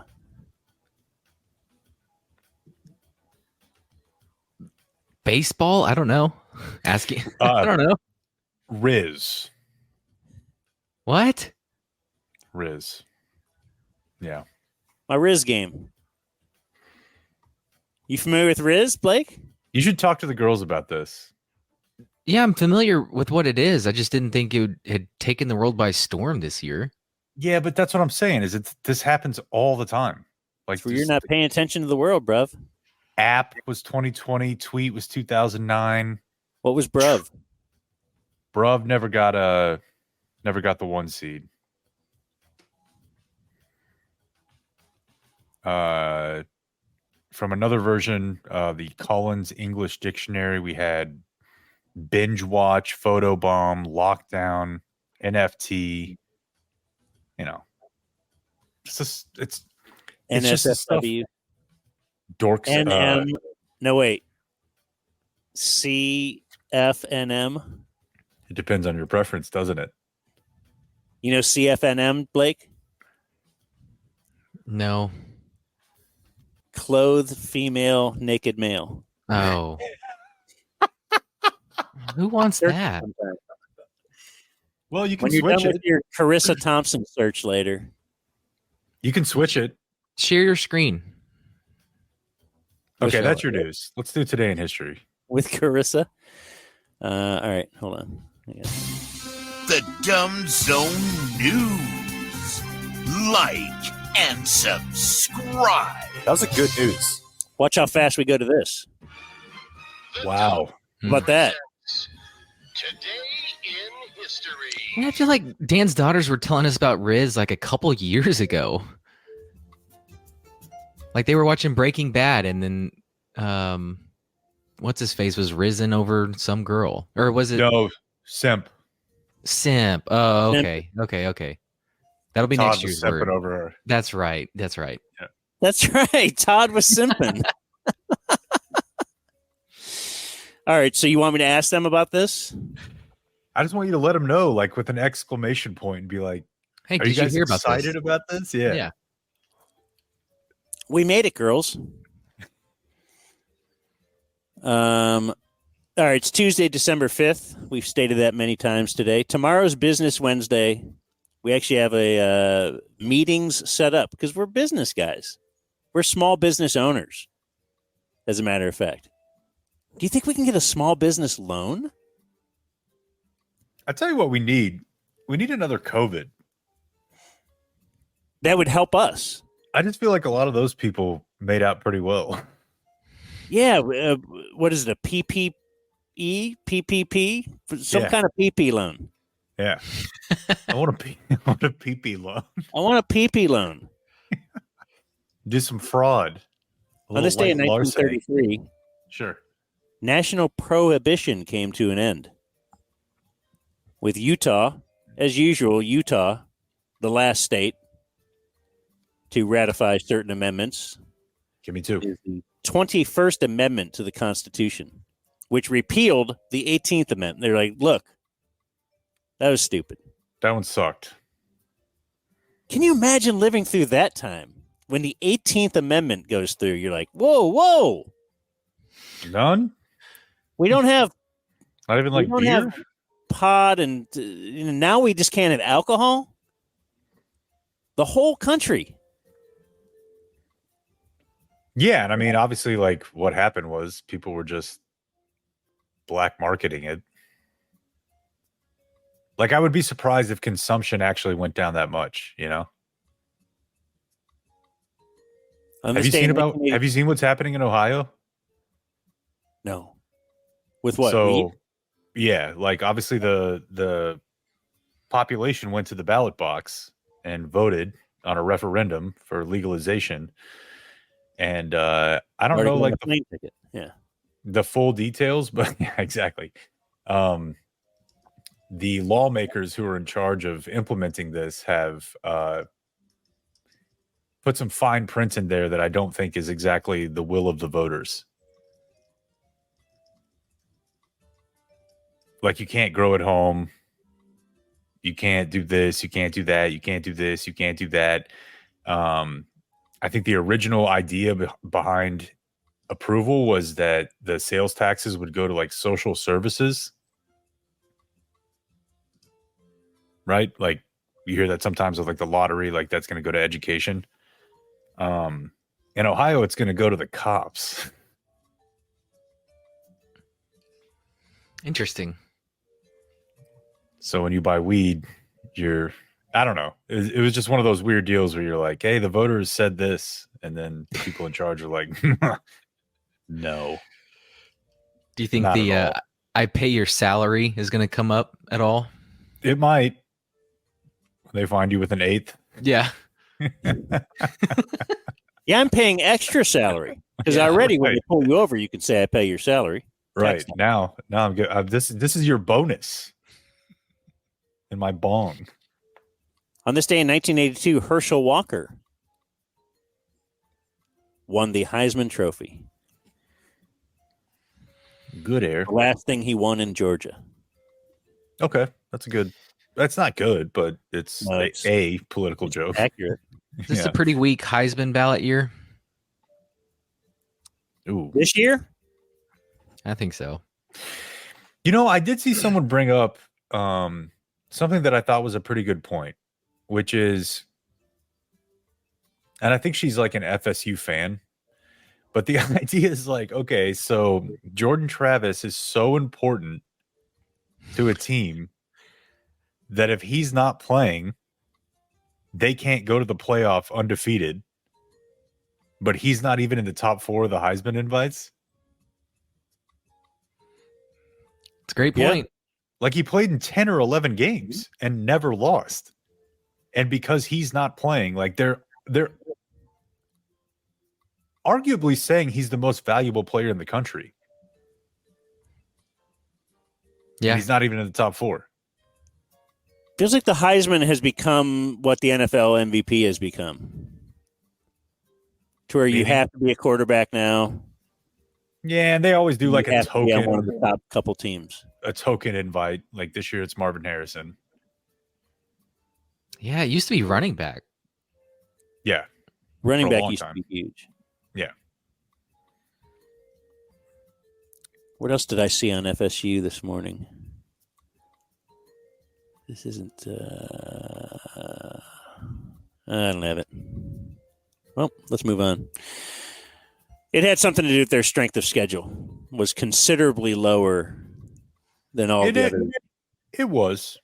All the other schools in the conversation. Yeah. On this day in 2002, Strom Thurmond.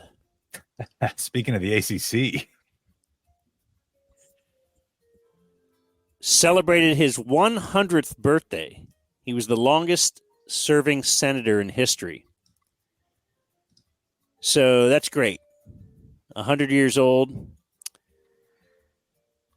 Giving him a toast was Senate Republican leader Trent Lott. Mm. And it says here, after making that toast, he had to resign his leadership. Now, he didn't resign. He was still a senator, but he just resigned his speakership. That he was the Republican leader. Yeah, or whip or something. From the New York Times. In late December 2002, he stepped down as majority leader 15 days after suggesting at a 100th birthday party for Senator Strom Thurmond that the nation would have been better off if it had elected Thurmond president in 1948. What was he running on? Thurmond had then run on a segregationist platform. Ooh. Was he the one that said segregation now, segregation forever? Or that was There's a lot of guys saying that. Yeah, but I don't believe that was him. I believe that was George Wallace. That sounds right. Yeah, the governor, one of the governors. Yeah, but I do remember, like, when I first started, pulled the National Guard in to block school. Yeah, but I do remember when I first started getting into politics. It was around that same time, and being like, "You got to be kidding me! We got a guy 50 years later who was running on segregation, who's still like holding committee memberships, who's 100."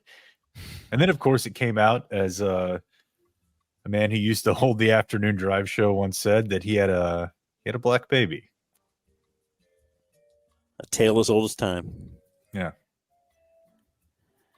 On this day in 2016, I remember this game, but I didn't remember the details of it. So Klay Thompson had a 60-point game. I remember the details of it like it was effing yesterday. I bought a T-shirt from it.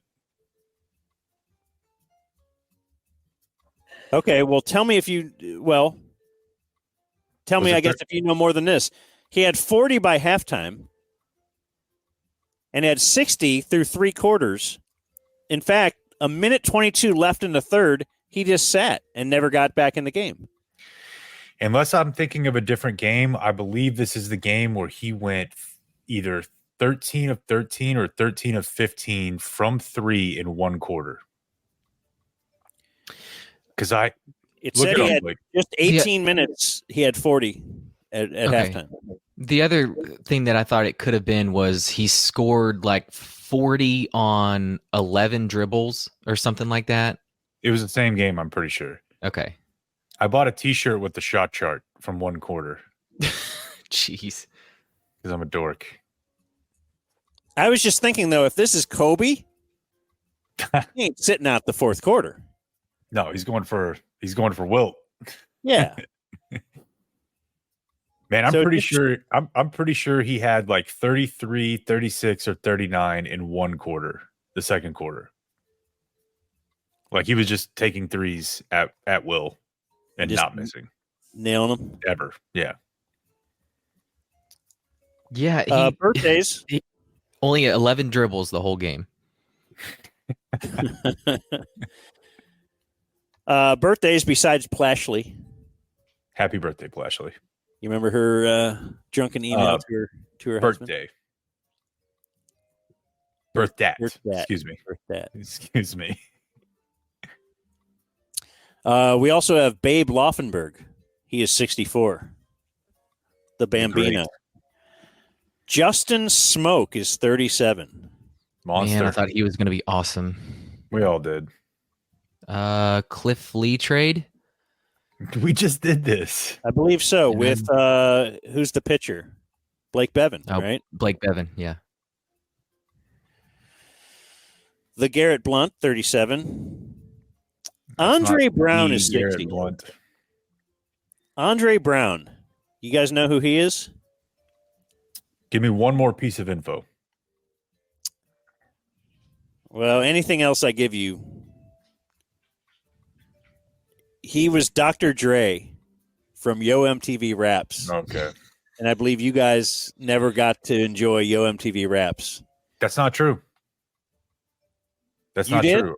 Yeah, I don't that was one that was like one of 4 cable channels that we had. We had Comedy Central, we had MTV.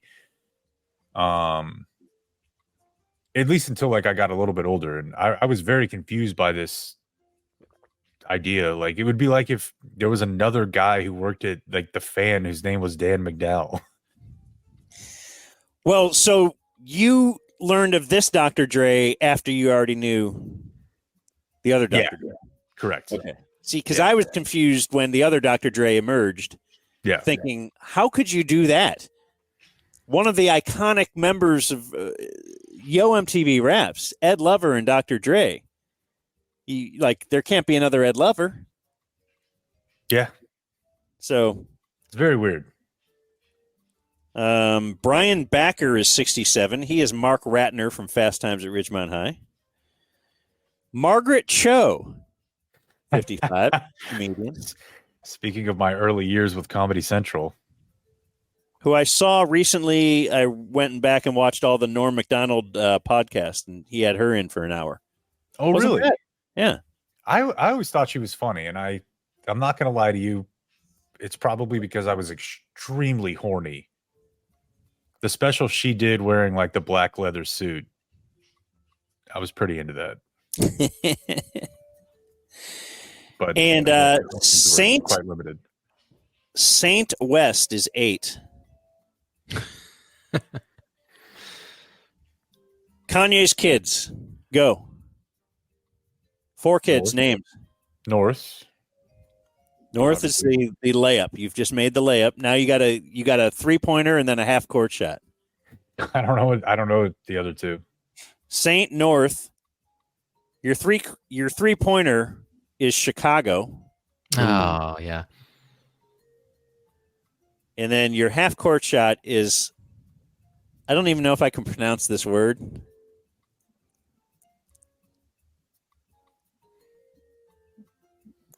PSALM.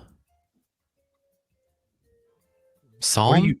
Psalm. Is there any P in it at all? No. Is he serious? I think so. I just don't Have think you I've ever heard of the Bible? Sure, yeah, but I've never said the word Psalms. You never heard of Psalm 6:12? I just didn't know if there's any slight P in there or not. No. Just okay. Psalm. Whenever somebody needs to go speak to someone about their brain, do they call that a psychiatrist or a psychologist or? That's man. That's tough. But you say pastrami. There's a vowel. Oh. Psalm. I don't like the word. You're the best. Let's just say that. Also, recently, Saint West was in the news for the second time for doing the same thing. He flipped off the paparazzi when he was getting out of the car heading into a restaurant, and his mom admonished him. Said, no, that's not what we do. That's not the way we behave. I actually saw. You know what? I'll do this in front of Dad and see if he gets up my ass. Right. Was North the real baby, and the others were surrogates? I think North and that's an offensive. It's very offensive. I'm very sorry. I don't know what to call them. They were incubated in a different belly. North and Saint, I think, were both in Kim, but I'm not sure.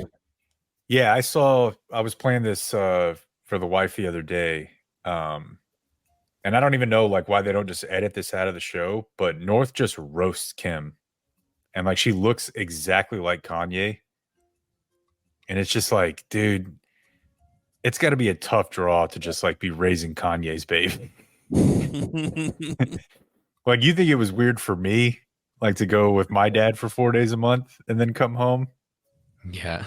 You go with Kanye for 4 or 5 days a month and come home and you're just your outfit sucks. Yeah, you think he's speaking nice about mom at home? I don't. And I think the clips would indicate as such. Born on this day, now dead, you have Martin Van Buren. Debates. He was U.S. President number 8. And he had sweet sideburns. And dead on this day, I'll give you one of the many I have. Wolfgang Amadeus Mozart. Yeah. An accomplished painter, I believe. That's right. Yes. Very. And that was Today in History. You see something about, speaking of kids and stuff, Luca's going to have a kid? Yeah. I saw some media member saying, oh, we've seen Luca handle blah, blah, blah, blah, blah. But now we're going to see how Luca handles being exhausted. And I thought, what are the chances Luca's getting up in the middle of the night to deal with that kid? I just had the same conversation with someone. I think he changes a couple diapers, but I'd love to see the over under on how many he changes. How many nannies do they have?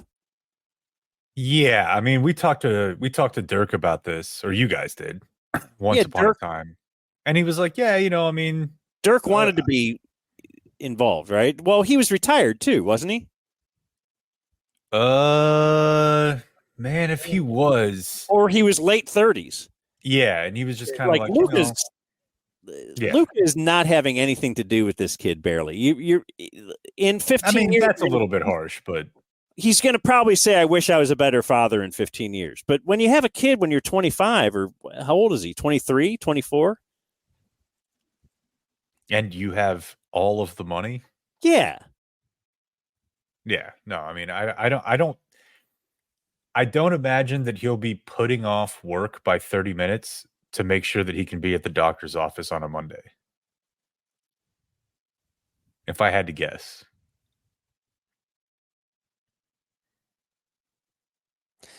All right. Well, adios, mofo.